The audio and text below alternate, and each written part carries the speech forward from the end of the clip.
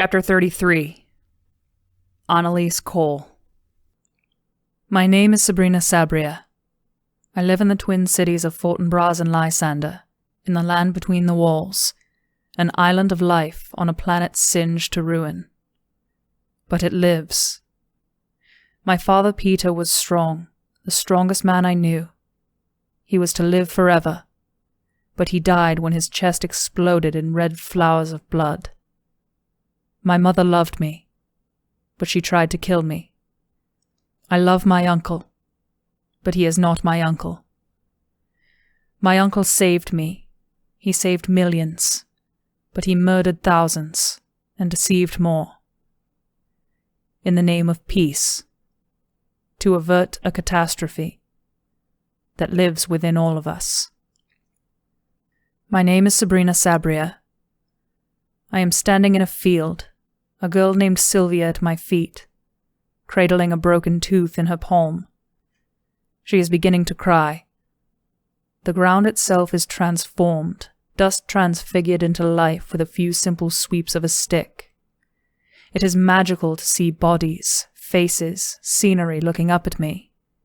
But most of all I am happy, because Lindsay, who created these wonders, is looking up at me and safe from hurt and pain. My name is Sabrina Sabria. I am in the bathroom, cleaning toilets without gloves, without brushes, without rags. I am forced to use my own hands. A teacher stands over me, as she will for the next month. For the next 3, I will not be able to touch my face or food without retching. But as I lean over the bowl, I don't see the yellow water or the brown crust.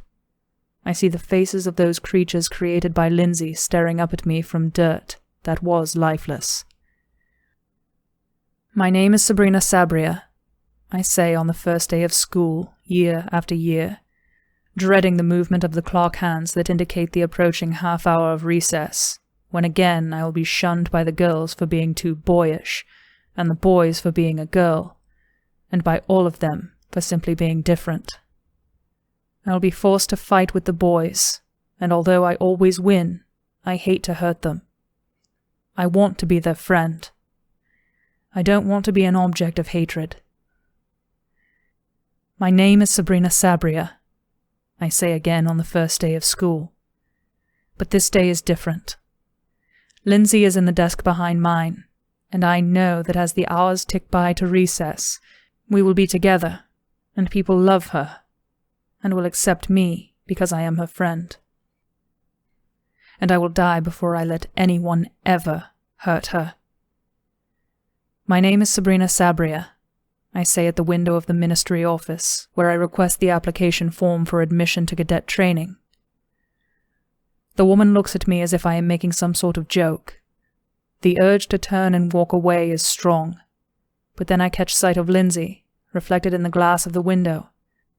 She is wearing a pink jumper over a black and white striped shirt and trousers with lemon and lime polka dots. She wears sandals to show off her toes, painted in non-standard fluorescent colors she has mixed herself. Her malachite earrings gleam brightly, like drops of paint on caramel.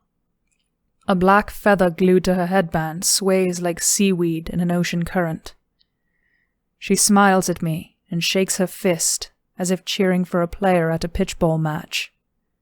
I repeat myself, and the woman hands me a form. My name is Sabrina Sabria, I say on the first day of training orientation. At the end of the session, I am left sitting in the room alone, holding my visor in my lap.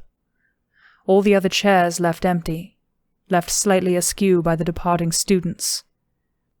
I will sit there in that way fighting back tears until Sean enters. He will be only the 3rd person in my life, after Lindsay and after Dag, who looks at me as if I am really there. My name is Sabrina Sabria. I am screaming in a warehouse. I am crying in a shower. I am standing in a cave, having fought for my friend, an act of love turned into an act of violence. I loved so much that I hated. Was it love or fear. My name is Sabrina Sabria. My best friend Lindsay, who created life from nothingness, is dead. And I am dying. Sabrina stood outside her uncle's office. The surfaces of the floors, the walls, the secretary's desk cast in blue-silver light, filtering in from the windows against which the stormy sky pressed relentlessly. She pushed through the door to her uncle's study, the biochemical detectors still functioning, hissing before allowing her access. The study was empty and dark. Fat storm drops began to slam against the window. The books, the reading chair, the lamp sat obediently, as if waiting for her uncle to enter, flick on the lights, and begin work. She limped across the mandala rugs, tripping once and collapsing on the floor, leaving a red handprint on designs of spinning suns, interlocking orbits, and opening petals. A long trail of blood was spattered behind her, red footprints across heavens holding stars, moons, and storms. His office was empty as well. The chairs were cold to the touch as she leaned on them for support. The desk was clear, but for the pictures of her and the olive-skinned woman, with short cropped hair blown perpetually by a breeze. Her identity remained unknown, but her face was utterly familiar and comforting in the absence of her uncle's. The council room was abandoned as well, silent but for the rain drumming on the skylight. Sabrina's eyes began to tear as she dropped into her uncle's high-backed seat, the empty seats of the other council members surrounding her. Her mission to find him a failure. Don't despair, Sabrina. Lindsay was sitting beside her, dressed in a violet sweater and black V-neck, a twine necklace braided with amber fragments glowing around her neck. Her eyes were outlined in kohl, the amber reminding Sabrina of the epoxy holding the temple fragments to the sanctuary cave out in the desert. Lindsay's hair fell about her shoulders in tightened, coiled locks, her bells intact and shining with the peppermint oil she used to scent her hair. You're in my head, Sabrina said. I'm in your heart. Small difference. It doesn't change your need. Is this what you wanted, Lindsay? It was never about what I wanted. Sabrina winced as a spasm of pain gripped her. I'm scared. You are almost at the end. Does it hurt? Dying. Oh, it hurts now. Lindsay stretched out her hand. Sabrina reached for it, but the moment they touched, Lindsay was gone. Sabrina's hands fell on the cold surface of the table, the perfect white surface, now stained red. To her surprise, the small section she had touched sank downward with a soft hiss. The sound was answered by another, as a section of wall on the opposite side of the room slid open to reveal an alcove bathed in flickering candlelight. Sabrina made her way across the room, leaning on each chair as she did until she could stagger to the secret doorway. Each chair she touched she painted in shocking crimson. The alcove inside contained more rows of books on shelves hewn from raw cedar. The wood was untreated and unstained. It gave off a sweet smell, and knots and bark were still visible in places. The candles threw light onto a floor covered in carpets like the one in her uncle's office. She knelt on one rug, a triangle opening in a sun, opening in a flower, framed by multicolored boxes. The candle flickered in a holder with multiple arms on either side of the base next to a felt-lined wood box.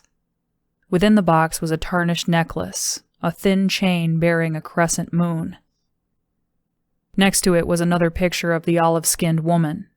She looked sad this time, the sky behind her filled with clouds, their edges lit by a bloody sunset, and their bellies dark, pregnant with rain. Her hair was longer, her eyebrows thick and lowered, her lips full but far from smiling. The same necklace hung around her neck, the tiny moon pressed against the skin over her breasts. Without thinking, Sabrina snatched up the necklace. She looked in the box and found her own picture. She was not alone. Her mother and father held her. They wore paper hats, and her face was smeared with cake frosting. A bib under her chin read, "Happy 4th birthday." Her legs were kicked up in the air as if she were jumping. One arm was thrust against her father's chest, the other clasped in her mother's hand. Her parents looked so happy. At the bottom of the picture, scrawled in her uncle's handwriting, were the words, "Miriam, Peter, and Annalise Cole." Annalise Cole. That was my name. My full name. Portraits covered the wall in the secret alcove. Some from school picture day, others were sterile shots taken in the basement of the station when scrits or occultists were captured and processed. Maybe 1,000 pictures stared down at her from the walls, their edges peeling and frayed. The faces belonged to men, women, children, in various poses, moods, and ages, their names recorded in her uncle's precise handwriting at the base. In a corner, she found a security picture of Jacob, the blood fresh on his face from Sabrina's blows. She ripped it off the wall and held it in her hand before slipping it into her pocket. She searched for Lindsay's photo, but a sound caused her to peer into the darkness beyond the candlelight. The alcove led into a longer corridor where the pictures tapered off, leaving bare, polished metal walls. Sabrina moved into the shadowy corridor, the air growing colder, the noise closer. A large tunnel opened ahead, and she jumped as Elved No. 3 passed before the entrance, his servos ticking slowly and unevenly, his motors groaning, their turbines grinding within damaged housing. Candle flames cast a glow on the curves and points of his black body. He turned his head towards her. Could a machine look forlorn? He dropped his gaze and continued his somber march, a leg dragging behind and screeching against the floor. Something about the space before her was a revelation, yet it was expected. She stepped into the passage, a ribbed roof curved overhead as if she stood in the unlit cavity of a beast. The Elved had already disappeared in the darkness, but she could hear it as if it were just inches short of her face. "Do you recognize this place?"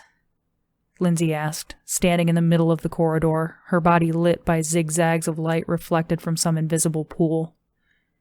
"I don't know." The Elved continued with all the noise of a CRP crash. Sabrina stepped forward to follow, but her muscles seized with pain. "Lindsay." "Yes?" "Hold my hand." They continued that way down the passage, Sabrina able to catch up and follow just behind the broken Elved, the pressure of Lindsay's touch giving her strength. The Elved came to a halt, visible only by the faint blinking lights on its instrument panel. A triangle of green laser light fanned the gloom, passing over a control panel on the wall. "I won't be able to follow you inside, Sabrina." "Why not?" "This is your test." "Please don't leave me." "I am always with you. But you are the most courageous person I know." "You don't need me." Lindsay reached out and pressed the necklace of little heads against Sabrina's chest. Sabrina could feel each one, their tiny expressions indented in her skin. A door opened in front of the Elved, and Lindsay was gone. Light poured down, stinging her eyes, as she watched the Elved stoop and enter a spacious room.